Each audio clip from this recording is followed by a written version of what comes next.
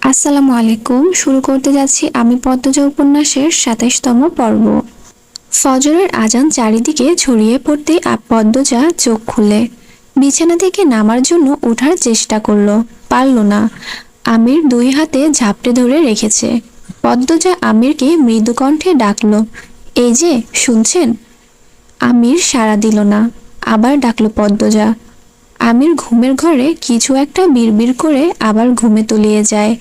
এবার পদ্মজা উঁচু সুরে ডাকলো, আরে উঠুন না, ফজরের নামাজ পড়বেন। এই যে। আমির পিটপিট করে তাকায়, দুই হাতের বাঁধন আগলা করে দেয়। পদ্মজা আমিরকে ঠেলে দ্রুত উঠে বসে। বিছানা থেকে নামতে নামতে বল, আপনি আমাকে কথা দিয়েছিলেন আজ থেকে নামাজ পড়বেন। পদ্মজা কলপার থেকে অজু করে আসে। এসে দেখে আমির বালিশে জড়িয়ে ধরে আয়েশ করে ঘুমাচ্ছে। মৃদু হেসে কপাল চাপড়ালো পদ্মজা। এরপর আমিরের পাশে গিয়ে দাঁড়ালো। আমিরের চুল বিলি কেটে দিয়ে কোমল কণ্ঠে বলল, উঠুন না, নামাজ পড়ে আবার ঘুমাবেন। মসজিদে যেতে হবে না, আমার সাথেই পড়ুন। এই যে শুনছেন? এই যে বাবু। পদ্মজা দ্রুত জিভ কাটল। মুখ ফসকে আমিরের ডাক নাম ধরে সে ডেকেছে। পদ্মজা সাবধানে পরখ করে দেখল আমির শুনল নাকি। না, শুনিনি। পদ্মজা মনে মনে বলল। আরো এক দফা ডাকার পর আমির উঠে বসে। কাঁদো কাঁদো হয়ে বারবার অনুরোধ করে, কাল থেকে পড়ব, আজ ঘুমাতে দাও। পদ্মজা শুনল না। তার অনুনয়ের কাছে আমির হেরে গেল। বউ যদি সুন্দরী হয় তার অনুরোধ কি ফেলা যায়? আমির কলপার থেকে অজু করে আসে। দুজন পাশাপাশি দুই জানামাজে নামাজ সম্পূর্ণ করে। নামাজ শেষ হতেই পদ্মজা বলল, এবার চলুন। আমির টুপি বিছানার উপর রেখে জানতে চাইল, কোথায়? এমনভাবে বলছেন যেন জানেন না। একটু অভিনয় করেই বলল পদ্মজা। আমিরের সত্যি কিছু মনে পড়ছে না। এখনো চোখে ঘুম ঘুম ভাব বলেই হয়তো। সে মনে করার চেষ্টা করলো। মনে পড়তেই বলল, ও দাঁড়াও, চাবি নিয়ে আসছি। আমির বেরিয়ে গেল। পদ্মজা অপেক্ষা করতে থাকলো। জানালার পাশে দাঁড়াতেই ভোরের স্নিগ্ধ বাতাসে সর্বাঙ্গ চাঙ্গা হয়ে উঠল। বাইরে সবেমাত্র ভোরের আলো ফুটেছে। পদ্মজা চমৎকার চাহনিতে দেখছে বাড়ির পিছনের জঙ্গল। কি সুন্দর সবকিছু। এত এত গাছ, অযত্নে গড়ে ওঠা বন জঙ্গল যেন একটু বেশি আকর্ষণীয় হয়। প্রকৃতির রূপ দেখতে দেখতে আচমকা চোখে পড়ল রানীকে। রানীর পরনের আকাশি রঙের সালোয়ার কামিজ। সে জঙ্গলের ভেতরে যাচ্ছে। চোর চুরি করার সময় যেভাবে চারপাশে দেখে, রানীও ঠিক সেইভাবে চারপাশে দেখে দেখে এগোচ্ছে। পদ্মজা নিঃশ্বাস বন্ধ করে পুরো দৃশ্যটা দেখল। রানী গভীর জঙ্গলে আড়ালে চলে যায়। তখনই আমির আসে। পদ্মবতী। আমিরের ডাক পদ্মজা মৃদু কেঁপে উঠল। আমির কপাল কুঁচকে প্রশ্ন করল, কিছু কি হয়েছে? না, কি হবে, চলুন আমরা যাই। পদ্মজা যে কোনো কথা এড়িয়ে গেছে তা বেশ বুঝতে পারল আমির, তবে প্রশ্ন করল না। পদ্মজা আমিরকে রানীর কথা বলতে গিয়েও পারল না। সে ভাবছে আগে রানী আপাকে জিজ্ঞেস করতে হবে, এখনই বলা ঠিক হবে না। উনি কি ভাবেন আবার? রুম্পার ঘরের দরজা খুলতে ক্যাচ ক্যাচ আওয়াজ হয়। পদ্মজা ঘরে ঢুকে আগে জানালা খুলে দেয়। তারপর পালঙ্কের দিকে তাকায়। পালঙ্ক শূন্য। পদ্মজা আমিরের দিকে জিজ্ঞাসু হয়ে তাকায়। আমির ইশারা করে পালঙ্কের নিচে দেখতে। পদ্মজা ঝুঁকে পালঙ্কের নিচে তাকালো। কেউ একজন শুয়ে আছে, চুল দিয়ে মুখ ঢাকা, হাত পায়ে বেড়ি বাঁধা। আমির পদ্মজার পাশে বসে বলল, উনি রুম্পা ভাবি, ওনাকে ডাকবেন একটু? রেগে যায় যদি? তবুও ডাকুন না। আমির লম্বা করে নিঃশ্বাস নিয়ে ডাকলো, ভাবি। ভাবি, শুনছেন ভাবি? রুম্পা নড়ে চড়ে চোখ তুলে তাকায়। দুই হাত দূরে একটা ছেলে ও মেয়ে বসে আছে। তাদের মুখ স্পষ্ট নয়। আলো ভালো করে ঘরে ঢোকেনি। রুম্পা শান্ত চোখে চেয়ে রইল অনেকক্ষণ। পদ্মজা হাত বাড়িয়ে বলল, আমার হাতে ধরে বেরিয়ে আসুন। রুম্পা বাঁধা দুই হাতে পদ্মজার হাত ধরার চেষ্টা করে, পারল না। পদ্মজা আরেকটু এগিয়ে যায়। রুম্পার দুই হাত ধরে টেনে বাইরে নিয়ে আসে। রুম্পা কাছে আসতেই দুর্গন্ধে পদ্মজার বমি চলে আসে। গলা অবধি এসে বমি আটকে গেছে। না জানি কতদিন গোসল করেনি রুম্পা, দাঁত মাজেনি। এই বাড়ির কেউ কি একটু পরিষ্কার করে রাখতে পারে না রুম্পাকে? প্রস্রাবের গন্ধ পাওয়া যাচ্ছে, মনে হচ্ছে ঘরেই প্রস্রাব পায়খানা করে। রুম্পা মলিন মুখে চেয়ে থাকে পদ্মজার দিকে, শান্ত স্থির দৃষ্টি। আমির গর্ব করে রুম্পাকে বলল, আমার বউ। বলছিলাম না সবচেয়ে সুন্দরী মেয়েটা আমার বউ হবে, দেখিয়ে দিলাম তো। রুম্পা হাসে, ময়লাটে মলিন মুখের হাসি বোধ হয় পৃথিবীর সবচেয়ে সুন্দর হাসি। অনেকদিন গোসল না করার কারণে চেহারা হাত পা ময়লাটে হয়ে গেছে, নখগুলো বড় বড়, নখের ভিতর ময়লার স্তূপ যেন। ঠোঁট ফেটে চৌচির, টলমল করা চোখ, দেখে মনে হচ্ছে এখনই চোখ থেকে বর্ষণ বইবে। রুম্পা পদ্মজাকে শান্ত কণ্ঠে বলল, এ তো মেলা সুন্দর সেরি, তোমার নাম কি তা?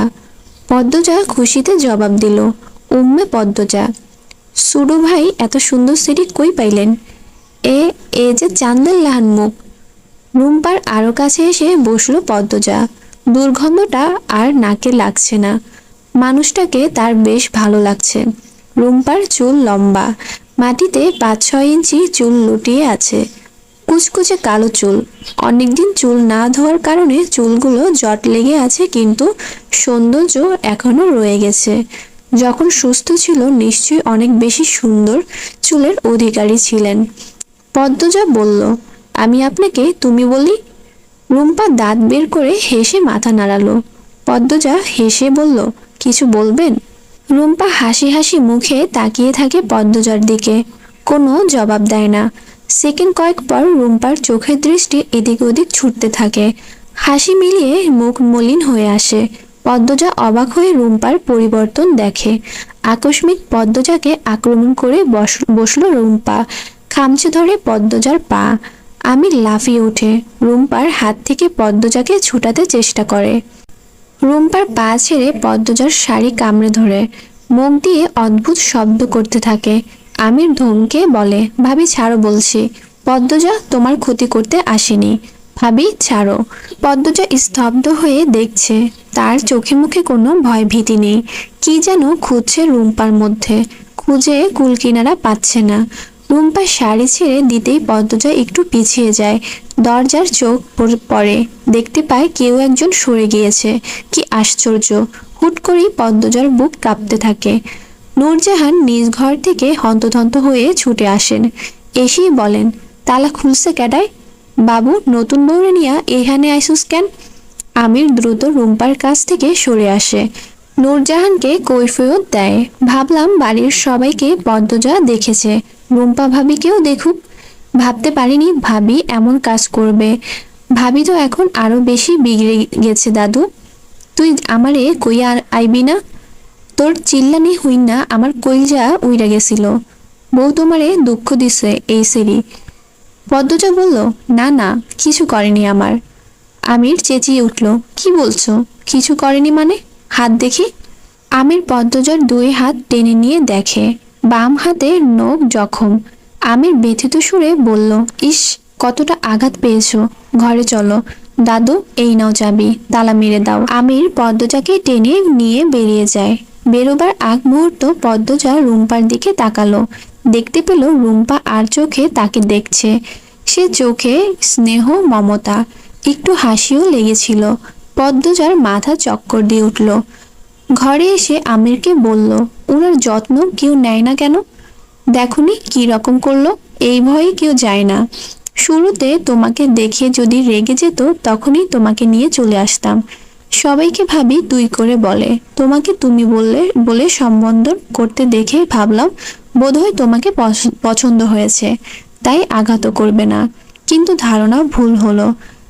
আপনি অকারণে চাপ নিচ্ছেন। নখের দাগ বসেছে, শুধু রক্ত চলে এসেছে, এইটুকু ব্যাপার না।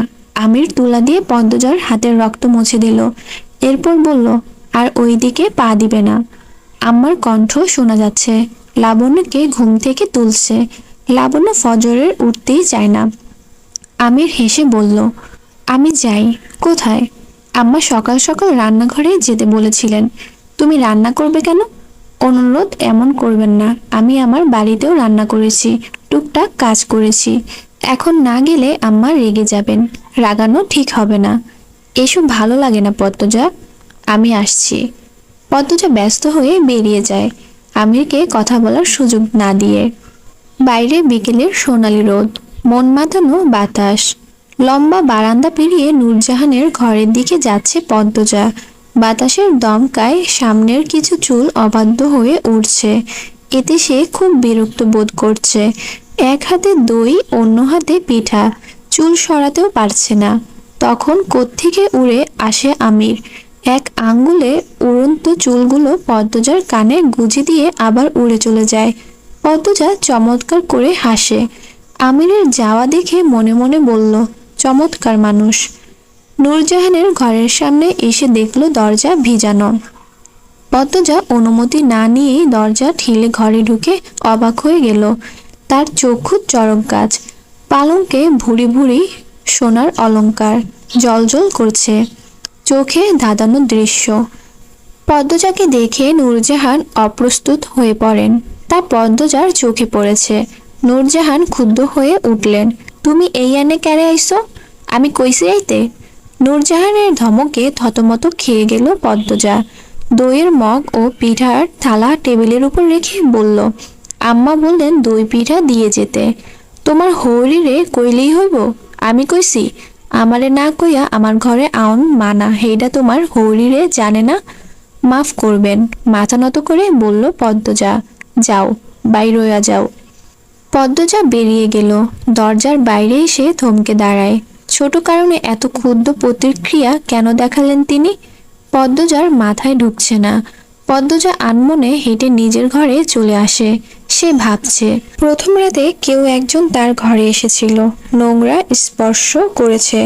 সেটা যে আমির নয় সে শতভাগ নিশ্চিত। এরপর ভোরে রানীকে দেখলো চোরের মতো বাড়ির পিছনের জঙ্গলে ঢুকতে। তারপর রুম্পা ভাবির সাথে দেখা হয়।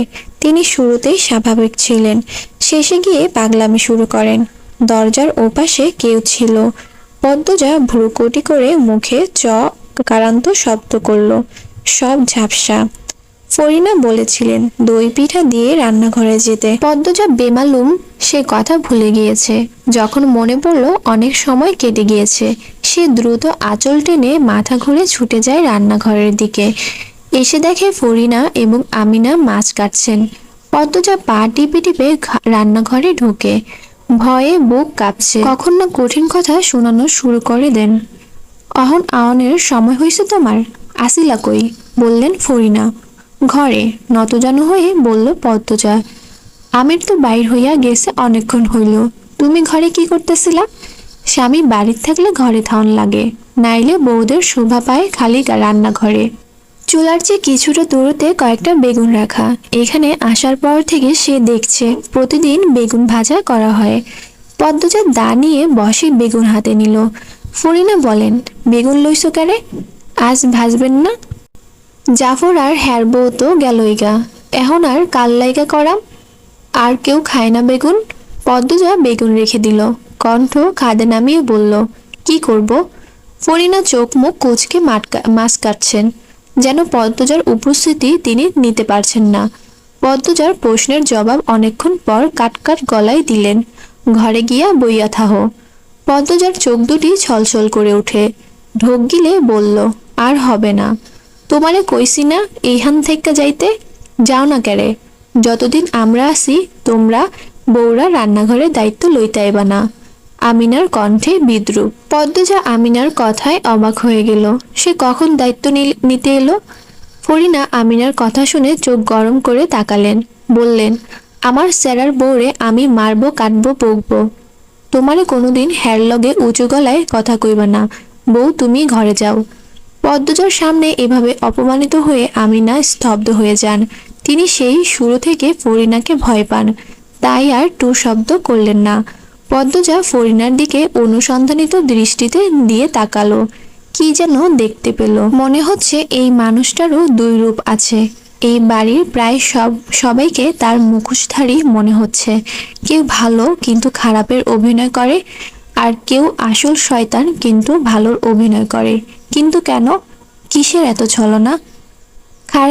খাড়াই আসো ক্যারে? যাও, ঘরে যাও। গিয়ে কি করব? কোনো সাহায্য লাগলে বলুন আম্মা। তোমারে যাইতে কইছি, যাও তুমি। পদ্মজা আর কথা বাড়ালো না। ধীর পায়ে জায়গা ত্যাগ করলো। এদিক ওদিক হেঁটে ভাবতে থাকে কার ঘরে যাবে। লাবণ্যর কথা মনে হতেই লাবণ্যর ঘরের দিকে এগুলো সে। লাবণ্য বিকেলে টিভি দেখে, নিশ্চয়ই এখন টিভি দেখছে। লাবণ্যর ঘরে ঢুকেই লিখন সার কণ্ঠ শুনতে পেল পদ্মজা। টিভির দিকে তাকালো, দেখলো ছায়াছবি চলছে। লিখন সার ছায়াছবি। পদ্মজা ঘুরে দাঁড়ায় চলে যেতে। লাবণ্য ডাকলো, ওই সেমি যাস কই, এইদিকে আয়। পদ্মজা ঘরে ঢুকে লাবণ্যর পাশে পালঙ্কে বসলো। লাবণ্য দুই হাতে পদ্মজার গলা জড়িয়ে ধরে বলল, সারাদিন দা ভাইয়ের সাথেই থাকোস কেন? আমার ঘরে একবার উকি দিতে পারোস না? তোর দা ভাই আমাকে না ছাড়লে আমি কি করব? ঘুষি মেরে সরাইয়া দিবি। হ্যাঁ, এরপর আমাকে তুলে আছাড় মারবে। দা ভাইকে ডরাস? একটুও না। সত্যি? মিথ্যে বলবো কেন? একদিন রাগ দেখলে এরপর ঠিকই ডরাইবি।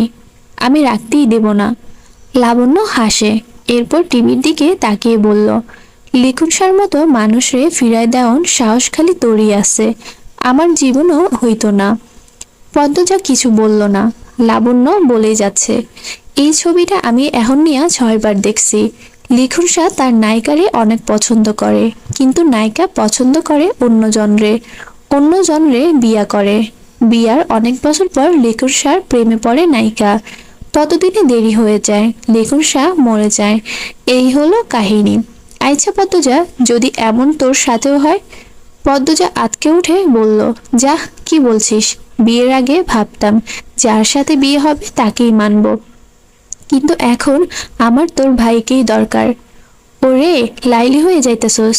যা, আমিও মজা করছি। আমি কেন চাইবো আমার ভাইয়ের বউ অন্যজনকে পছন্দ করুক? লিখন শাহ আমার শয়নে স্বপনে তার লগে আমি সংসার পাতি। পদ্মজা হাসলো। লাবণ্যর পিঠ চাপড়ে বলল, আব্বারে বল লিখন শাহকে ধরে এনে তোর গলায় ঝুলিয়ে দিব। বিয়া এমনেও দিয়া দিব, কয়দিন পর ম্যাট্রিকের ফল দিব। আমি তো ফেল কইরাম, দেখিস কিছু হবে না, পাশ করবি। রানিয়াপা কই? কি জানি কই বইয়া রইছে। চুপ থাক, এখন টিভি দেখ। দেখ কেমনে কান্তাছে লিখন শাহ। এই জায়গাটা আমি যতবার দেখি আমার কান্দন আইসা পড়ে। বলতে বলতে লাবণ্য কেঁদে দিল। ওড়নার আঁচল দিয়ে চোখের জল মুছল। পদ্মজা টিভির দিকে মনোযোগ সহকারে তাকালো। দৃশ্যে চলছে লিখন শাহ ঠোঁট কামড়ে কাঁদছে। ঘোলা চোখ দুটি আরো ঘোলা হয়ে উঠেছে। ঘরের জিনিসপত্র ভাঙচুর করছে। তার মা বোন ছোট ভাই ভয়ে গুটিসুটি মেরে দাঁড়িয়ে আছে। এক টুকরো কাজ ঢুকে পড়ে লিখন শাহর পায়ে। আর্তনাদ করে ফ্লোরে বসে পড়ে। তার মা দৌড়ে আসে, পাগলামি থামাতে বলে। লিখন শাহ আর্তনাদ করে শুধু বলছে, তুলির বিয়ে হয়ে যাচ্ছে আম্মা, আমি কি নিয়ে বাঁচবো? কেন তুলি আমাকে ভালোবাসলো না? আমি তো সত্যি ভালোবেসেছিলাম। পদ্মজার চোখে কার্নিশ অশ্রু জমে। সে অশ্রু আড়াল করে লাবণ্যকে বলল, তুই দেখ, আমি যাই। লাবণ্যর কানে পদ্মজার কথা ঢুকলো না। সে টিভি দেখছে আর ঠোঁট ভেঙে কাঁদছে। পদ্মজা আর কিছু বলল না, উঠে দাঁড়ায় চলে যেতে। দরজার সামনে আমিরকে দেখতে পেল। তার বুক ধুক করে উঠল। পরে মনে হলো সে তো কোনো অপরাধ করেনি, তাহলে এত আশ্চর্য হওয়ার কি আছে? আমির কাগজে মোড়ানো কিছু একটা এগিয়ে দিল, বলল, ঘরেও পেলাম না, রান্নাঘরেও না, তাই মনে হলো লাবণ্যর ঘরে আছো। টিভি দেখছিলে নাকি? আসসালামু আলাইকুম আমার প্রিয় আপুরা ভাইয়ারা, কেমন আছেন সবাই? তো শুরুতেই আপনাদের কাছে আমার একটা রিকোয়েস্ট থাকবে, আপনারা যারা আমার ভিডিওটি দেখছেন তারা একটা লাইক দিয়ে চ্যানেলটা সাবস্ক্রাইব করে দেন ভিডিওটা দেখা শুরু করবেন যদি চ্যানেলে নতুন হয়ে থাকেন। তো আমি পদ্মজাটা শেষ করার পরে আরো নতুন নতুন গল্প আপনাদের সাথে শেয়ার করব, তো সেই জন্য অবশ্যই কিন্তু আমার চ্যানেলটার সাথেই থাকবেন। তো আশা করছি আমার গল্পগুলো কিন্তু আপনাদের কাছে ভালো লাগবে। যারা গল্প পড়তে এবং শুনতে খুবই পছন্দ করেন তাদের জন্য আমি আরো নতুন নতুন ভিডিও নিয়ে হাজির হব। সেই পর্যন্ত আমার চ্যানেলের সাথেই থাকবেন। আর অবশ্যই কমেন্ট বক্সে জানাবেন যে কি ধরনের গল্প আপনারা পছন্দ করেন। তো চলুন শুরু করছি আমি পদ্মজা উপন্যাসের 28তম পর্ব। বাসন্তী গাঢ় করে ঠোঁটে লিপস্টিক দিচ্ছেন। প্রেমাপ্রান্ত বেশ আগ্রহ করে দেখছেন। তারা দুজন বাসন্তীকে মেনে নিয়েছে। বাসন্তীর কথাবার্তা চালচলন আলাদা, যা ছোট দুটি মনকে আনন্দ দেয়। আগ্রহ ভরে বাসন্তীর কথা শুনে তারা। লিপস্টিক লাগানোর শেষ হলে বাসন্তী প্রেমাকে বলল, তুমি লাগাইবা? প্রেমা হেসে মাথা নাড়ায়। বাসন্তীর আরো কাছে ঘেঁষে বসে। বাসন্তী প্রেমার ঠোঁটে টকটকে লাল লিপস্টিক গাঢ় করে ঘেঁষে দিল। এরপর প্রান্তকে বলল, তুমিও লাগাইবা আব্বা? জি, বলল প্রান্ত। প্রেমাকে লিপস্টিকে সুন্দর লাগছে, তাই তারও ইচ্ছে হচ্ছে। বাসন্তী প্রান্তর ঠোঁটে লিপস্টিক দেওয়ার জন্য উবু হন। পূর্ণা বেশ অনেকক্ষণ ধরে এসব নাটক দেখছে। এই মহিলাকে সে একটুও সহ্য করতে পারে না।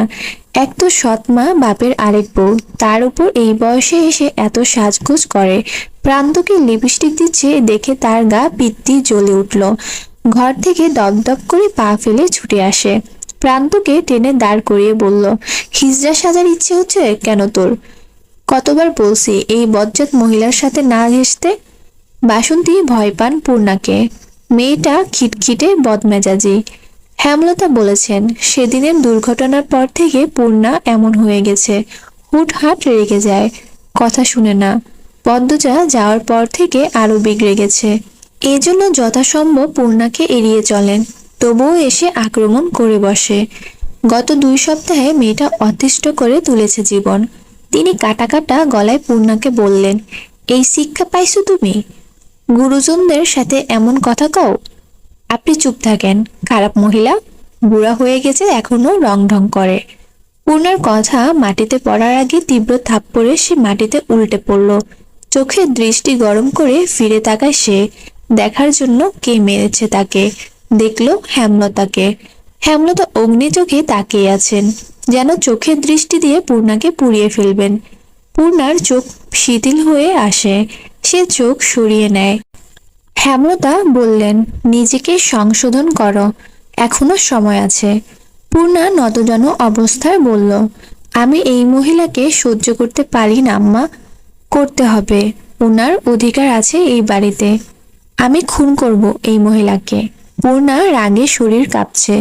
পূর্ণার অবস্থা দেখে হেমলতার দৃষ্টি গেল থমকে। পূর্ণা কেন এমন হলো? তিনি কি এক মেয়ের শূন্যতার শোক কাটাতে গিয়ে আরেক মেয়েকে সময় দিচ্ছেন না? বুঝিয়ে শুনিয়ে পূর্ণাকে আবার আগের মতো করতে হবে। তিনি কণ্ঠ খাদে নামানোর চেষ্টা করেন, কিন্তু এরপর পূর্ণা যা বলল তিনি রাগ নিয়ন্ত্রণ করতে পারলেন না। পূর্ণা বাসন্তীকে উদ্দেশ্য করে বলল, বেশ্যার মেয়ে বেশ্যাই হয়, আর বেশ্যার সাথে এক বাড়িতে থাকতে ঘৃণা করে আমার। হেমলতা ছুটে যান বাইরে, বাঁশের কঞ্চি নিয়ে ফিরে আসেন। বাসন্তী দ্রুত আগলে ধরেন পূর্ণাকে। হেমলতাকে অনুরোধ করেন, এত বড় সিলিডারে মাইরো না, ছোট মানুষ, বুঝে না। আপা, আপনি সরেন, ও খুব বেড়ে গেছে। বাসন্তীর স্পর্শ পূর্ণার ভালো লাগছে না, সে ঠেলে সরিয়ে দেয়। সঙ্গে সঙ্গে হেমলতা বাঁশের কঞ্চি দিয়ে পূর্ণার পিঠে বাড়ি মারলেন। পূর্ণা আর্তনাদ করে শুয়ে পড়ে। হেমলতা আবার মারার জন্য প্রস্তুত হন। বাসন্তী পূর্ণাকে আগলে বসেন, অনুরোধ করেন, যুবতী সিলিডারে এমনে মারতে নাই, আর মাইরো না। প্রেমা প্রান্ত ভয়ে গুটিয়ে গেছে। হেমলতা চোখ দিয়ে টপটপ করে জল পড়ছে। তিনি বাঁশের কঞ্চি ফেলে লাহারি ঘরের দিকে যান। বারান্দায় বসে দীর্ঘশ্বাস ফেলেন। মনে মনে মোর্শেদের উপর ভীষণভাবে ক্ষেপে যান। মোর্শেদ চিৎকার করে করে বাসন্তীর সম্পর্কে সব বলেছেন বলেই তো পূর্ণা জেনেছে, আর তাই এখন পূর্ণা কারো অতীত নিয়ে আঘাত করার সুযোগ পাচ্ছে। মোড়ল বাড়ির ছোট সংসারটা কেমন উলটপালট হয়ে গেছে। হেমলতা আকাশের দিকে তাকিয়ে হাঁ করে নিঃশ্বাস নেন। সব কষ্ট যন্ত্রণা যদি উড়ে যেত, সব যদি আগের মতো হয়ে যেত। সব কঠিন মানুষরাই কি জীবনের এক অংশ এসে এমন দুর্বল হয়ে পড়ে, কোনো দিশা খুঁজে পায় না। আমির বিছানায় বসে উপন্যাসের বই পড়ছে। 6 দিন পর পদ্মজার মেট্রিকের ফলাফল, এরপরই ঢাকার উদ্দেশ্যে যাত্রা শুরু হবে। যদিও ফরিনা বেগম রাজি নন, কিন্তু আমির মনে মনে প্রতিজ্ঞাবদ্ধ, সে পদ্মজাকে রাজধানীতে নিবেই। পদ্মজার কথা মনে হতে আমির বই রেখে গোসলখানার দরজার দিকে তাকালো। তার ঘরের সাথে আগে গোসলখানা ছিল না, পদ্মজার জন্য করা হয়েছে। সে বই রেখে সেদিকে যাওয়ার জন্য পা বাড়ালো, তখনই পদ্মজা চিৎকার করে উঠল।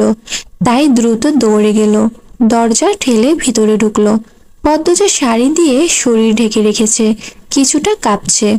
আমির দ্রুত কাছে এসে বলল, কি হয়েছে? ওখানে ওখানে কে ছিল?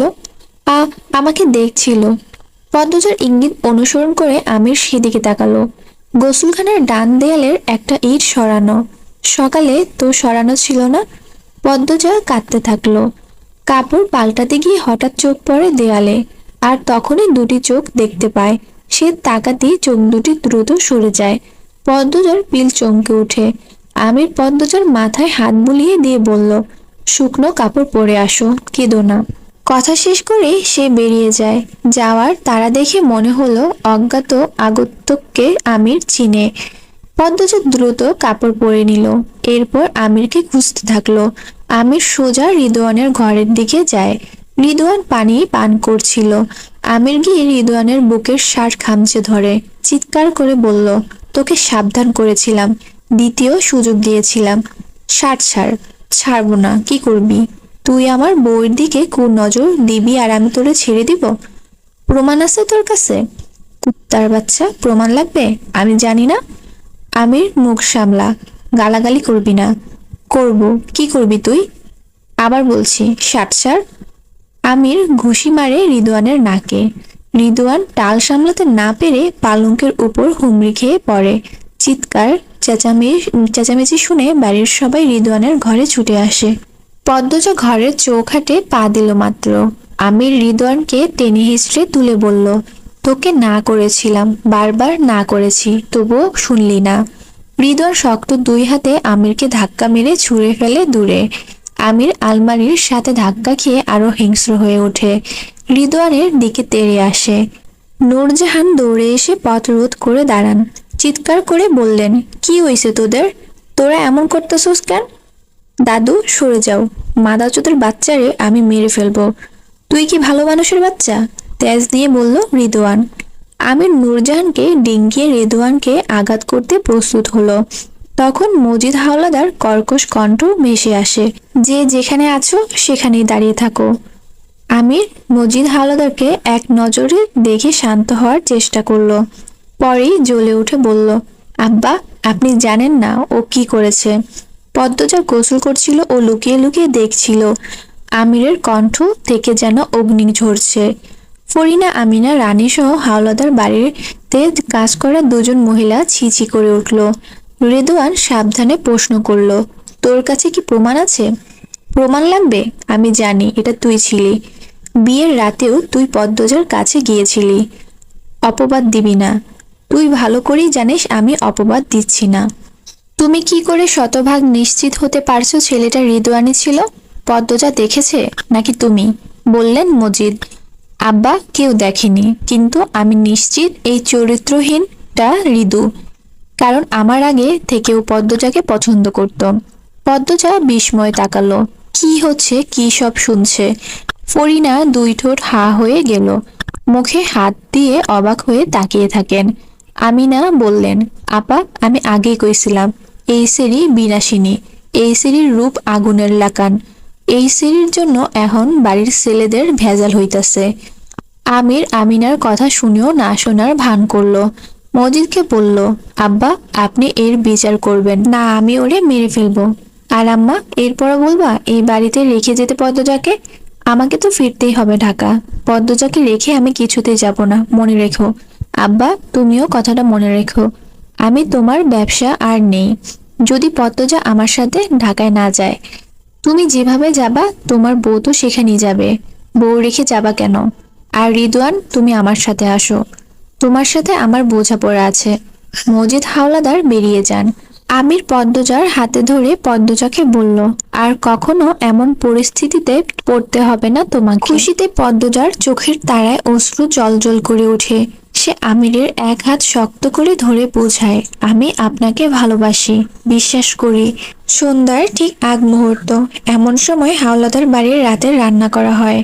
মগা এক ব্যাগ মাছ দিয়ে গেছে। লতিফা মাছ কাটছে। লতিফা এই বাড়ির কাজের মেয়ে। সবাই ছোট করে লুতু ডাকে। ফরিনা ভাত বসিয়েছেন আর অনবরত বলে চলেছেন, আমি এই বাড়ির বড় বান্দি, দাসী আমি। বাবুর বাপ দাসী পুষে রেখেছেন। দাসী পালে, সারাদিন কাম করি, অন্যেরা হাওয়া লাগাইয়া ঘুরে। মরণ হয় না আমার, মরণই আমার একমাত্র শান্তি। পদ্মজা গুনগুন করে গান গাচ্ছে আর রান্নাঘরের আশেপাশে ঘুরছে। ফরিনার সব কথাই তার কানে আসছে। তার গায়ে লাগছে না, বরং হাসি পাচ্ছে। সে বহুবার রান্নাঘরে গিয়েছে কাজ করার জন্য। ফরিনা তাড়িয়ে দিয়েছেন, কাজ করতে হবে না বলেছেন। আর এখন বলছেন কেউ সাহায্য করে না। পদ্মজা পা টিপে টিপে রান্নাঘরে ঢুকলো। বলল, আম্মা, আমি সাহায্য করি। এই সেরি, তুমি এত বেয়াদব কেরে? কতবার কইছি তোমারে সাহায্য করতে হইব না? না মানে, আপনি বলেছিলেন কেউ সাহায্য করে না। তোমারে তো বলি নাই। তোমার গায়ে লাগে কেন? মেজে ঝাড়ু দিয়ে দিই। তোমারে কইছি আমি, তুমি যাও এন থেক্কা, যাও কইতেছি। পদ্মজা বেরিয়ে আসে। বাসায় লাবণ্য নেই, আমির নেই। কার কাছে যাবে? রানী আছে। রানীর কথা মনে হতেই পদ্মজা রানীর ঘরের দিকে এগোলো।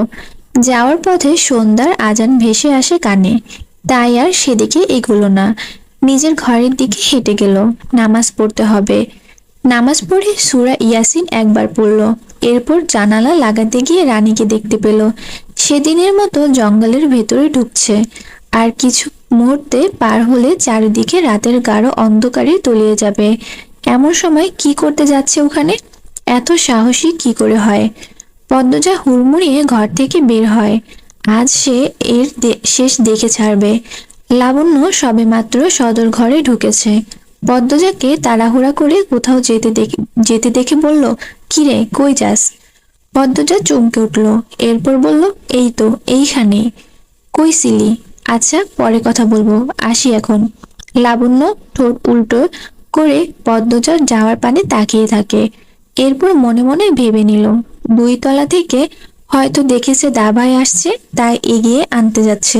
সে নিজ ঘরের দিকে চলে গেল। পদ্মজা কখনো বাড়ির পিছনের দিকে যায়নি, এই প্রথম যাচ্ছে। বাড়ির ডান পাশে বিশাল পুকুর, কালো জল, অথচ বাড়ির সামনের পুকুরের জল স্বচ্ছ। 2 মিনিট লাগে শাকসবজির ক্ষেত পার হতে। বাড়ির পিছনে এরকম শাকসবজি বাগান আছে সে জানতো না। এরপর পৌঁছালো জঙ্গলের সামনে। সেখান থেকে অন্দরমহলের দিকে তাকালো। ওই তো তাদের ঘরের জানালা দেখা যাচ্ছে। আরেকটা জানালাও দেখা যাচ্ছে।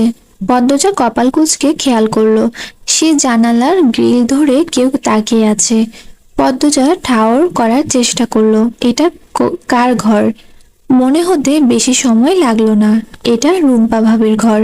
তবে কি তিনিই তাকিয়ে আছেন? পদ্মজা আবার তাকালো। রুম্পা জানালার পর্দা সরিয়ে হাত নাড়ায়। পদ্মজা মৃদু হাসে হাত নাড়ালো। দূর থেকে রুম্পার মুখটা যেন দেখে মনে হচ্ছে সে কিছু বলতে চায় পদ্মজাকে। তার ভেতর লুকানো আছে কোনো এক রহস্যময় গল্প। ভাবি, এনে কি করেন রাতের বেলা? ভূমিকম্পে ভূমি যেভাবে কেঁপে ওঠে, পদ্মজা ঠিক সেভাবেই কেঁপে উঠল। তাকিয়ে দেখলো মদনকে। সে জঙ্গলের ভেতর থেকে এসেছে।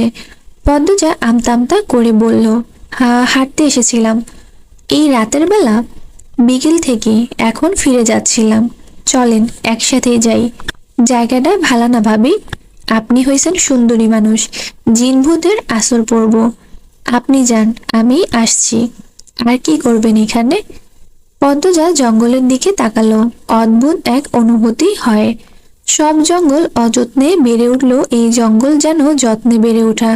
সে অন্ধকারে খোঁজার চেষ্টা করলো রানীকে, পেল না। এদিকে মদনের সাথে না গেলে সে বাড়িতে যদি বলে দেয়, তাহলে অনেকের প্রশ্নের সম্মুখীন হতে হবে, আর একটার পর একটা মিথ্যা বলতে হবে। পদ্মজা মনে মনে পরিকল্পনা করে, মদনের সাথে বাড়ি অবধি গিয়ে আবার চলে আসবে। আসসালামু আলাইকুম। শুরু করতে যাচ্ছি আমি পদ্মজা উপন্যাসের 29 পর্ব। মদন কিছুতেই যাচ্ছে না, আর পদ্মজা অন্দরমহলের ভেতরে ঢুকতে চাইছে না। সে বারবার বলছে, আমি একটু হাঁটবো এদিকে, আপনি যান। রাইতের বেলা একলা থাকবেন? আমার কাম আপনাদের দেখা রাখা। এদিকে তো আলো জ্বলছে, উনিও আসবেন এখন, আপনি যান।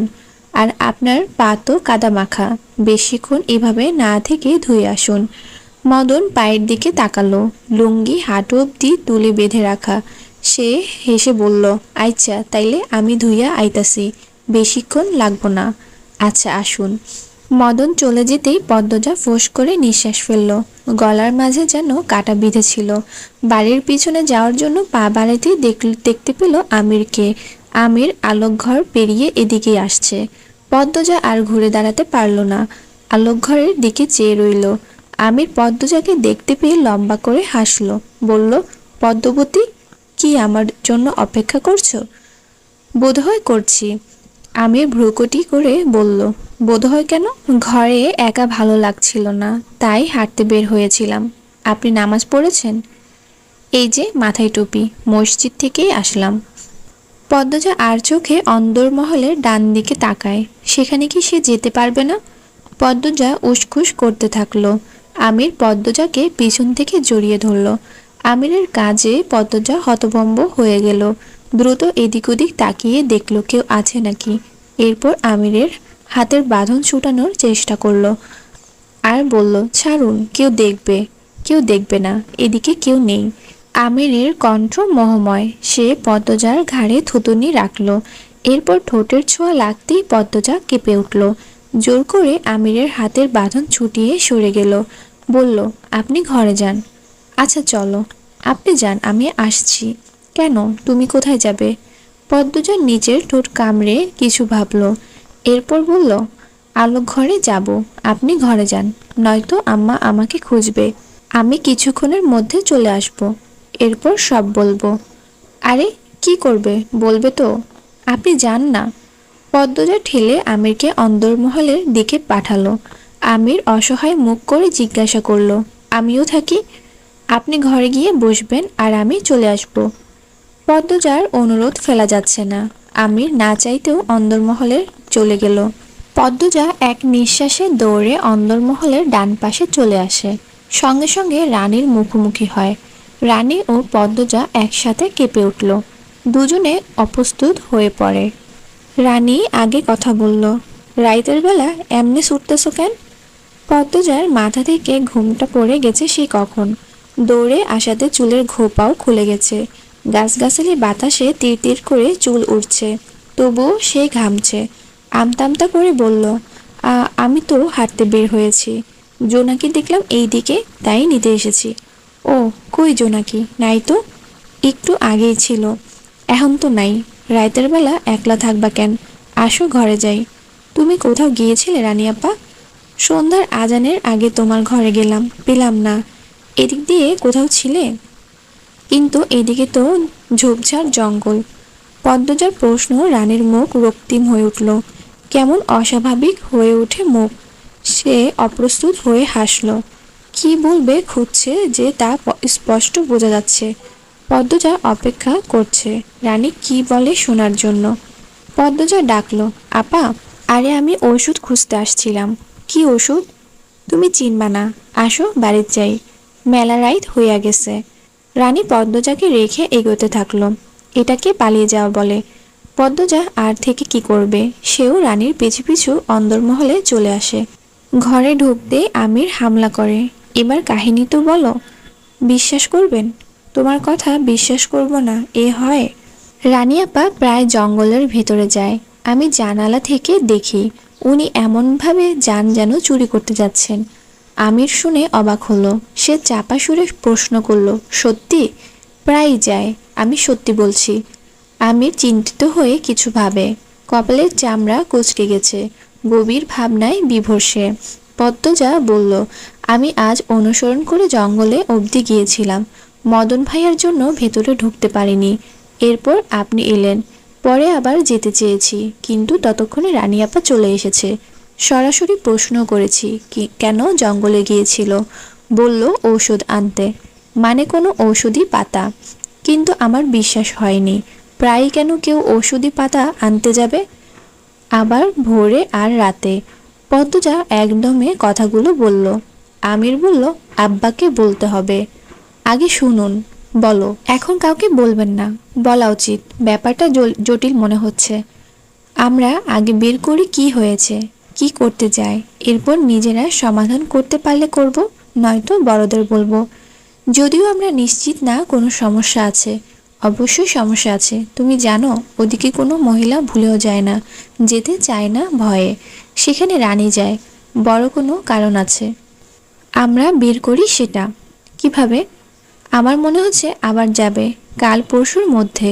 আমরা পিছু পিছু যাব। খারাপ বলনি, কাউকে বলবেন না এখন, অনুরোধ। আমির হাসলো। পদ্মজার কোমর পিছন থেকে জড়িয়ে ধরে বলল, বলবো না। আপনি কারণে অকারণে ছোঁয়ার বাহানা খুঁজেন, এতে পাপ তো নেই। খাওয়ার সময় হয়েছে, চলুন। ঠিক সময় না গেলে আম্মা চিল্লাবেন। আম্মারা চিল্লাই, তোমাকে খয়েরি রঙে বেশি সুন্দর লাগে। আমি তো খয়েরি শাড়ি পরিনি। পুরো কথা বলতে দাও। আচ্ছা বলুন। আর কালো রঙে আবেদনময়ী লাগে, আকর্ষণীয়। আমির ফিসফিসে কথাটা বলল। পদ্মজার কানে ঘাড়ে আমিরের নিঃশ্বাসটা ছিটকে পড়ে। সে ঘুরে আমিরের দিকে তাকায়, আবার চোখ সরিয়ে নিয়ে বলল, আপনি সবসময় আকর্ষণীয়। আমির হৈ হৈ করে উঠল। সত্যি? কত কত দিন পর একটু প্রশংসা করলে, আল্লাহ। পদ্মজা মৃদু আওয়াজ করে হাসল। বলল, প্রশংসা শুনতে খুব ভালোবাসেন? অবশ্যই, তবে বউয়ের প্রশংসা করতে আরো বেশি ভালোবাসি।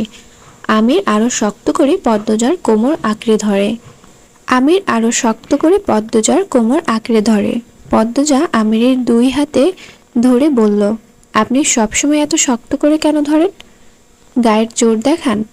কেন, ভালো লাগে না? মোটেও না, আদর করে ধরবেন। আমির হাতের বাঁধন কোমল করে দিয়ে বলল, লজ্জার ছিটে ফোঁটাও গিলে ফেলেছ দেখছি। বিয়ের এতদিন পরও কোন মানুষটা লজ্জা পায় আমাকে দেখাবেন? আমি অত ভং ধরতে পারবো না। কি ঝাঁজ কথায়। এবার ছাড়ুন। ইচ্ছে হচ্ছে না। আবার শক্ত করে ধরেছেন। যদি দৌড়ে পালাও? পালিয়ে আর যাবো কতটুকু? আমির পদ্মজাকে নিজের দিকে ফিরিয়ে এক হাতে কোমর চেপে ধরল। তখনই লতিফা হুড়মুড়িয়ে ঘরে ঢুকে। পদ্মজা আমির দুজন দুদিকে ছিটকে যায়। আমির ধমকে উঠল, লতু, কতবার বলেছি না বলে ঘরে ঢুকবি না? আমাদের তো নতুন বিয়ে হয়েছে নাকি? পদ্মজা খেয়াল করে আমিরের কথাগুলো রাগে বলার চেষ্টা করলেও রাগের মতো হয়নি। পদ্মজার হাসি পেল। লতিফার মুখের অবস্থা দরজায় চিপায় পড়ার মতো। সে আমিরকে ভীষণ ভয় পায়। কাচুমাচু হয়ে বলল, খালাম্মা খাইতে যাইতে কইছে। আসসালামু আলাইকুম। শুরু করতে যাচ্ছি আমি পদ্মজা উপন্যাসের ৩০তম পর্ব। পদ্মজা নূরজাহানের পা টিপে দিচ্ছে। তার মূল উদ্দেশ্য রুম্পার ঘরে যাওয়া। সকাল থেকে বারংবার রুম্পার ঘরে ঢোকার চেষ্টা করেছে, পারেনি। মদন কিছুতেই ঢুকতে দেয়নি। তার এক কথা, নূরজাহান না বললে ঢুকতে দিবে না। অগত্য পদ্মজা নিরাশ হয়ে নূরজাহানের ঘরে এসে পা টিপা শুরু করে, যদি একটু পটানো যায়। ঘণ্টাখানেক ধরে সে নূরজাহানের পা টিপছে। হাত ব্যথায় টনটন করছে।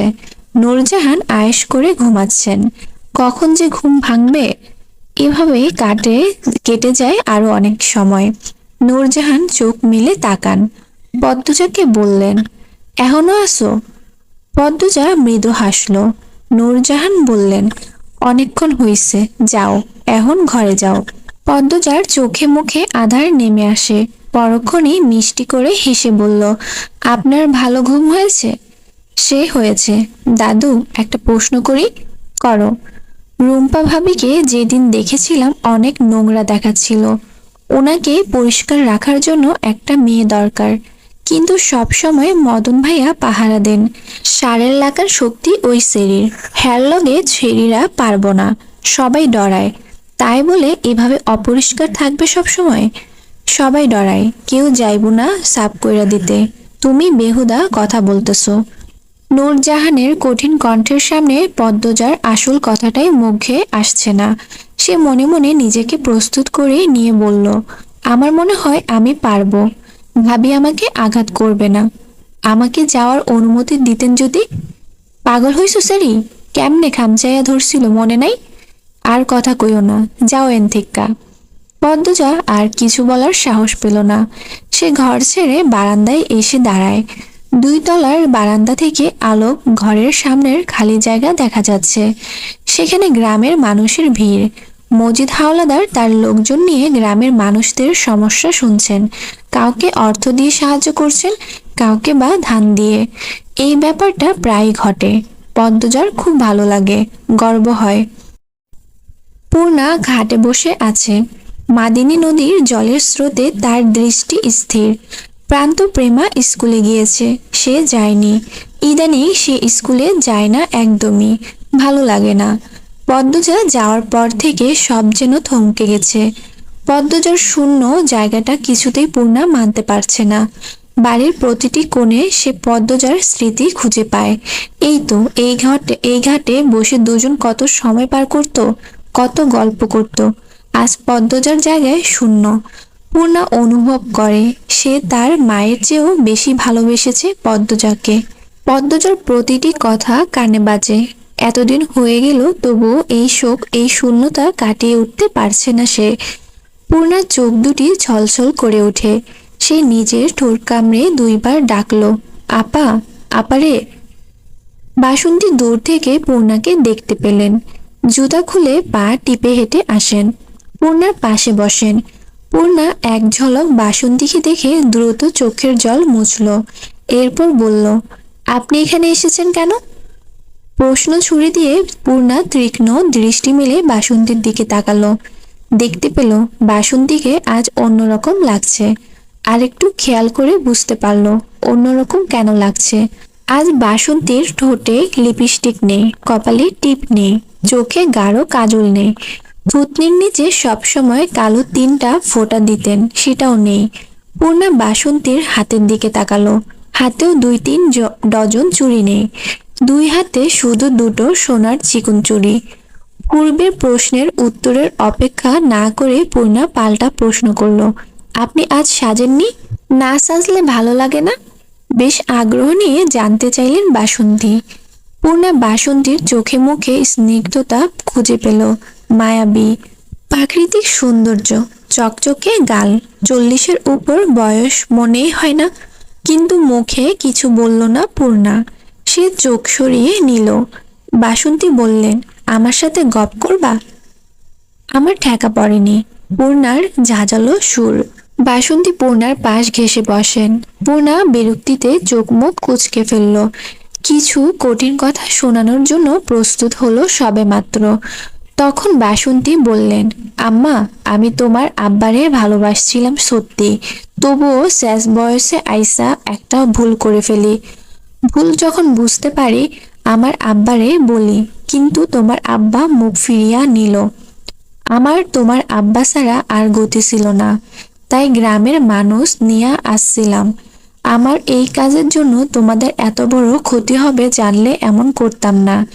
যাকগে সেসব কথা। তোমার আব্বা আমারে আজও মেনে নেয়নি, তাতে আমার দুঃখ নাই।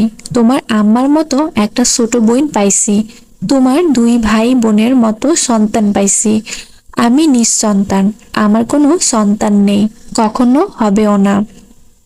সন্তানের শূন্যতা আমাকে খুঁড়ে খুঁড়ে খায়। তোমাদের বাড়িতে আসার পর থেকে সেই দুঃখ ঘুচে গেছে। প্রান্তপ্রেমা যখন আমারে বড় আম্মা কইয়া ডাকে, আমার খুশিতে কান্দন আইসা পড়ে। শুধু ভালো লাগে না তোমার গুমট মুখটা। বিশ্বাস করো আম্মা, তোমারে তো তোমার মারে আমি তাড়াতে আসি নাই। সে হইছে গিয়া হীরার টুকরা, তার মতো মানুষ হয় না। আমি যা চেয়েছি তার চেয়েও বেশি পাইছি, সেটা তোমার আম্মা দিছে। আমি চাই না আমার জন্য তুমি কষ্ট পাও। আমি তোমারে বলবো না আমারে আম্মা ডাকতে। আমি শুধু চাই তুমি আমারে মেনে নাও, ভালো থাকো, হাসি খুশি থাকো। আমি তোমার বন্ধু হতে চাই। তোমরা যেমন বলবা আমি তেমনই চলবো। এই যে দেখো, তোমার সাজগোজ পছন্দ না বলে আমি আজ সাজি নাই, আর কোনোদিনও সাজবো না। আমি কি কম সুন্দর নাকি যে সাজতেই হইব? পূর্ণার মন ছুঁতে পেরেছে বাসন্তীর কথা। পূর্ণা বরাবরই কোমল মনের, তবু শক্ত কণ্ঠেই বলল, আমি আপনার সাথে খারাপ ব্যবহার করব না।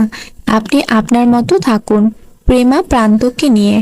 আমি আমার মতো থাকবো আমার মাকে নিয়ে। আমার আর কারোর বন্ধুত্ব দরকার নেই। বাসন্তী চোখ ছলছল করছে, তবুও তিনি হাসতে কার্পণ্য করলেন না। বললেন, তোমার চুল অনেক সুন্দর আর লম্বা। এখন তো ভর দুপুর, বাইন্দা রাখো। পূর্ণা চুলগুলো হাতে খোপা করে নিল। এরপর বলল, আম্মা এখনো ঘুমে? হ, আম্মার কি যে হয়েছে, কখনো একদমই ঘুমায় না। আর কখনো ঘুম ছেড়ে উঠতেই পারে না। পদ্মজার জন্যে কান্দে দেখি, শরীর দুর্বল হয়ে পড়ছে, এই জন্য ঘুমাচ্ছে। পূর্ণা উঠে দাঁড়ায়। বাসন্তী বললেন, আমি রাঁধছি বলে সকালে খাইলা না, এখন নিয়ে আসি ভাত, পরে খাবো, বলে পূর্ণা দ্রুত পায়ে বাড়ির ভিতর চলে গেল।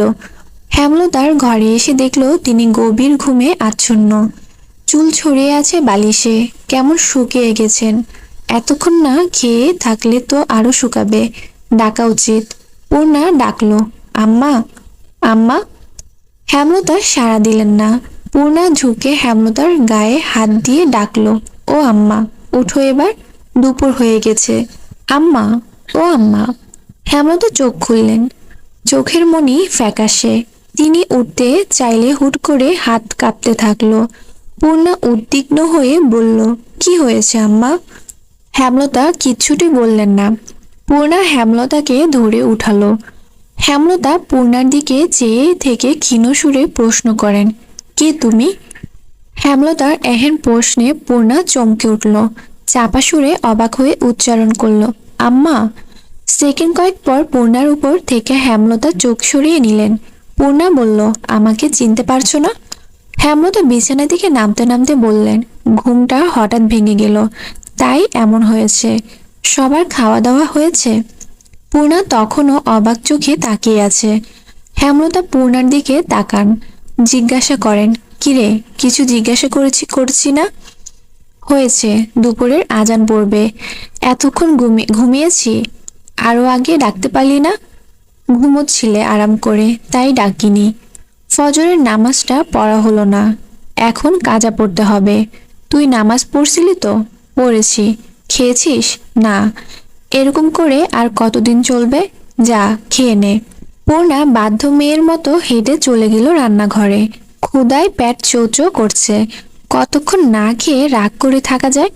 হেমলতা খোলা চুল হাতে খোপা করে নেন, এরপর কলপাড়ির দিকে যান। অজু করে ঘরে ঢোকার সময় দেখেন পূর্ণা খাচ্ছে। তিনি পূর্ণার উদ্দেশ্যে বললেন, খাওয়া শেষ করে ঘরে আসিস। পূর্ণা খেয়ে দিয়ে থালা ধুয়ে গুছিয়ে রাখে। রান্নাঘর থেকে বের হয়ে দেখে চারা গাছ লাগানোর জন্য বাসন্তী উঠানের এক কোণে বসে মাটি খুঁড়ছেন। পূর্ণা দৃষ্টি সরিয়ে হেমলতার ঘরে আসে। এসে দেখে হেমলতা জায়নামাজে অসম্ভব উদ্বিগ্ন হয়ে বসে আছেন। পূর্ণা ডাকলো, আম্মা। হেমলতা চমকে তাকান। পূর্ণা দ্বিতীয়বারের মতো অবাক হয়, চমকানো কি এমন হলো? হেমলতা স্বাভাবিক হয়ে বসেন, জায়নামাজ ভাঁজ করেন ধীরে সুস্থে। এরপর পূর্ণাকে কাছে এসে বসতে বলেন। পূর্ণা পাশে বসে। হেমলতা ভারী কণ্ঠে বললেন, আপার প্রতি তোর এত রাগ কেন? আম্মাকে বল, এখন রাগ নেই, প্রেমা প্রান্তের মতো মিলেমিশে থাকতে পারবি না? ওরা বড় আম্মা ডাকে, তুই শুধু খালাম্মা ডাকবি। মাত্র উঠলে ঘুম থেকে, আগে খাও, এরপর কথা বলবো। আমি এখনই বলবো, কথাগুলো বলবো বলবো করে বলা হয়নি। দেখ পূর্ণা, আপা অন্য পরিবেশে বড় হয়েছে, থেকেছে, তাই একটু অন্যরকম। তাই বলে মানুষটা তো খারাপ না। আপা সত্যি একটা সংসার চায়, পরিবারের একজন সদস্য, ভাবতে দোষ কোথায়? বাকি জীবনটা কাটাক না আমাদের সাথে। আমার কাজকর্মে একজন সঙ্গীও হলো। বয়স তো হচ্ছে, একা সব সামলানো যায়? আপারও বয়স হচ্ছে, কিন্তু দুজন মিলে তো কাজ করতে পারবো। কয়দিন পর তোর বিয়ে হয়ে প্রেমার বিয়ে হবে, শ্বশুর বাড়ি চলে যাবি, তখন আমার একজন সঙ্গী থাকলো। আর এমন নয় যে আপার মন বিষ আছে, আপারও ভালো সঙ্গ দরকার, ভালো পরিবেশ, ভালো সংসার। আমি দেখেছি আপা কত সুখে আছে এখানে। প্রেমা প্রাণ তোর জন্য জান দিয়ে দিতে প্রস্তুত। নিঃসন্তান বলেই হয়তো এমন। আপা কিন্তু এখন আমাদের ছাড়া অসহায়। ওনার মা মারা গেছে, বাবা তো নেই, আত্মীয় স্বজন নেই। এই বয়সে যাবে কই? আমরা একটু মানিয়ে গুছিয়ে নিতে পারি না? সতীন হলেই যে খারাপ হবে, সৎমা হলেই সে খারাপ হবে, এমন কোনো বাণী আছে? পূর্ণা বেশ অনেকক্ষণ চুপ রইল, এরপর বলল, কিন্তু উনি অনেক সাজগোজ করেন, যদিও আমাকে কিছুক্ষণ আগে বলেছেন আর সাজবেন না। তবে উনার কথার ধরন আমার ভালো লাগে না। দন্তস্বকে সব উচ্চারণ করে। শুদ্ধ অশুদ্ধ মিলিয়ে জগা খিচুড়ি বানিয়ে কথা বলে। হেমলতা পূর্ণার কথায় হাসলেন। পূর্ণা ওনার আঁচল আঙ্গুলে পেঁচাতে পেঁচাতে এদিক ওদিক তাকাচ্ছে। হেমলতা পূর্ণার মাথায় হাত রাখেন, বললেন, তোর আপা যদি প্রান্তকে শুদ্ধ ভাষা রপ্ত করিয়ে দিতে পারে, তুই তোর বাসন্তী খালাকেও উচ্চারণ শিখাতে পারবি না? উনি শিখবেন? বললে অবশ্যই শিখবে। সত্যি? বলি দেখ। এখন যাব? যা। যাচ্ছি। পূর্ণা ছুটে বেরিয়ে গেল। হেমলতা মৃদু হেসে বারান্দা বেরিয়ে আসেন। সেলাই মেশিনের সামনে বসেন। অনেকগুলো কাপড় জমেছে, সব শেষ করতে হবে। উঠানে বাসন্তীকে পেল না পূর্ণা। এদিক ওদিক তাকিয়ে খুঁজতে থাকলো। বাসন্তী কলপার থেকে হাত পা ধুয়ে বেরিয়ে আসেন। পূর্ণা কথা বলতে গিয়ে দেখে জড়তল কাজ করছে। 2-3 বার ঢোক গিলে ডাকলেন, শুনুন। বাসন্তী দাঁড়ালেন। পূর্ণাকে দেখে হাসলেন। পূর্ণা এগিয়ে এসে বলল, আপনাকে আমি পড়াবো। কি পড়াইবা? লাহারি ঘরের বারান্দায় আসেন আগে। বাসন্তী কিছু বুঝে উঠতে পারছে না, তবুও পূর্ণার পিছু পিছু গেলেন। বারান্দার চৌকির উপর পূর্ণা বসল। পূর্ণার সামনে বাসন্তী বসে উৎসুক হয়ে। পূর্ণা গম্ভীর কণ্ঠে বলল, আপনাকে দন্তস্ব উচ্চারণ শেখাবো আমি। দন্তস্ব উচ্চারণ তো আমি পারি, আপনি দন্তস্ব না বলে দন্তস্ব বলেন, শুনতে ভালো লাগে না। বলুন দন্তস্ব। বাসন্তী থতমত খেয়ে যান। চোখ ছোট ছোট করে বললেন, দন্তস্ব। হয়নি, বলুন দন্তস্ব। দন্তস্ব। আবারও হয়নি। আচ্ছা বলুন সংসার। সংসার। সংসার। স। সংসার। সংসার উচ্চারণ করতে করতে পূর্ণার মুখের সামনে ঝুঁকে পড়েন বাসন্তী। পূর্ণা বলল, উপরে চলে আসছেন কেন? দূরে বসুন। বাসন্তী দ্রুত সোজা হয়ে বসেন। পূর্ণা বলল, এবার বলুন সন্তান। সন্তান। ফাটাফাটি হয়ে গেছে। এবার বলুন আসছে। আসছে। আরে আবার ছ উচ্চারণ করছেন কেন? বলুন আসছে। আসছে। আসছে। হয়েছে। এবার বলুন সাজগোজ। সাজগোজ। হাওলাদার বাড়ির পুরুষেরা একসাথে বসেছে দুপুরের খাবার খাওয়ার জন্য। আলমগীর, খলিল সবাই আজ উপস্থিত আছে। আমির 2 দিন পর শহরে ফিরবে, তাই আলমগীরে চলে এসেছে। অতিরিক্ত গরম পড়েছে। বাড়ির চারপাশে এত গাছপালা, তবুও একটু বাতাস দেখার নেই। আমিনা, ফাতেমা বাতাস করছে। পদ্মজা, ফরিনা, রিনু খাবার বেড়ে দিচ্ছে। পদ্মজা আমিরের থালায় মাংস দিতে আমির বলল, তুমি কখন খাবে? পদ্মজা চোখ তুলে তাকায়, বলল, আম্মার সাথে। এখনো বসো না? জেদ ধরবেন না। অনুরোধ ফিসফিসিয়ে বলল পদ্মজা। এরপর মাছের তরকারি আনার জন্য রান্নাঘরে যায়। বাটিতে করে মাছের ঝোল নিয়ে ফিরে আসে। আমিরের দিকে চোখ পড়তেই আমির চোখ টিপল। পদ্মজা ঠোঁট কামড়ে হাসে। আলমগীরের থালায় মাছের ঝোল দেওয়ার সময় খেয়াল করলো আলমগীর বেশ ফুর্তিতে আছে। বয়স 35 হবে। এসে একবারও রুম্পার কথা জিজ্ঞেস করলো না। কি অদ্ভুত! বউয়ের প্রতি বিন্দুমাত্র মায়া ভালোবাসা নেই যে স্পষ্ট বোঝা যাচ্ছে। রানী লাবণ্য ছুটে এসে বাপ চাচার মাঝে বসে। খাওয়ার ফাঁকে ফাঁকে সবাই বিভিন্ন রকম আলোচনা করছেন। রানীর বিয়ে নিয়ে বেশি কথা হচ্ছে। খুব দ্রুত রানীর বিয়ে দিতে চান তারা। আচমকা রানী গড়গড় করে বমি করতে আরম্ভ করলো। সবাই বিরক্তিতে চোখ মুখ কুঁচকে ফেললো। প্রতিটি খাবারের থালা নষ্ট হয়ে যায়। আমিনা দ্রুত রানীকে ধরে কলপারে নিয়ে যান। লাবণ্য, পদ্মজা, নূরজাহান, ফরিনা ছুটে যান পিছু পিছু। বাড়ির পুরুষেরা হাত ধুয়ে উঠে পড়ে। মুহূর্তে একটা হইচই লেগে যায়। রানী বমি করতে করতে ক্লান্ত হয়ে কলপারে বসে পড়ে। আমিনা হায় হুতাশ করে বিলাপ করছেন। আমার সেরিটার কি হইল? কয়দিন ধইরা খালি বমি করতেছে। জিনের আসর লাগলো নাকি? কতবার কইছি যখন তখন ঘর থেকে বাহির হইতে না। লাবণ্য তথ্য দিল। আপা রাতেও ছটপট করে, ঘুমাতে পারে না। আমিনা কেঁদে কুল পাচ্ছে না। রানীর চোখ মুখ লাল হয়ে গেছে। তিনি রানীকে প্রশ্ন করলেন, আর কি কষ্ট হয় তোর?